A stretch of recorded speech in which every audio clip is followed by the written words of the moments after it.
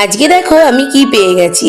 পুঁই শাক তো মাঝে সাঝেই খাওয়া হয়, আজকে পেয়ে গেছি পুঁই মিচুরি, তাও আবার ছোট ছোট পুঁই ডাঁটা সমেত। এখানে কিন্তু পুরো পাকাও নেই আবার পুরো কাঁচাও নেই, কয়েকটা পাকা আর কয়েকটা কাঁচা মিলেই রয়েছে। তাই ভাবলাম আজকে বানিয়ে ফেলি পুঁই ডাঁটা সমেত পুঁই মিচুরির চচ্চড়ি। প্রথমে ডাঁটা সমেত পুঁই মিচুরি গুলোকে কেটে নেবো, নিয়ে একটা প্রেসার কুকারের মধ্যে আমি একটু সেদ্ধ করে নিয়েছিলাম। মিচুরি নরম হলেও ডাঁটাগুলো বড্ড শক্ত, আর চচ্চড়ি করার সময় সব সেদ্ধ হয়ে গেলেও পুঁই ডাঁটাটা সেদ্ধ হবে না। আর কড়াইয়ের মধ্যে তেল দিয়ে আমি বেগুনগুলোকে নুন হলুদ দিয়ে ভেজে তুলে নিয়েছিলাম। তারপরে ওই কড়াইয়ের তেলের মধ্যে শুকনো লঙ্কার 5 ফোড়ন দিয়ে দিয়েছিলাম, আর দিয়ে দিয়েছিলাম কেটে রাখা আলু, সিম আর কুমড়ো। ভালো করে নাড়াচাড়া করে ভেজে নিয়ে তার মধ্যে চেরা কাঁচা লঙ্কাও দিয়ে দিয়েছিলাম, আর দিয়ে দিয়েছিলাম একটু নুন, হলুদ আর মিষ্টি, আর একটু জল দিয়ে ভালো করে কষিয়ে নিয়েছিলাম। আর একটু সেদ্ধ হওয়ার জন্য আমি একটু ঢাকা দিয়ে দিয়েছিলাম। কিছুক্ষণ বাদে ঢাকাটা তুলে আলুটা যখন সেদ্ধ হয়ে গেছিল, তখন আমি সেদ্ধ করে রাখা পুঁই মিচুরিটাও দিয়ে দিয়েছিলাম, আর দিয়ে দিয়েছিলাম ভেজে রাখা বেগুন। ব্যাস, এরপর একটু ভালো করে নাড়াচাড়া করে নামিয়ে নিয়ে রেডি পুঁই মিচুরির চচ্চড়ি।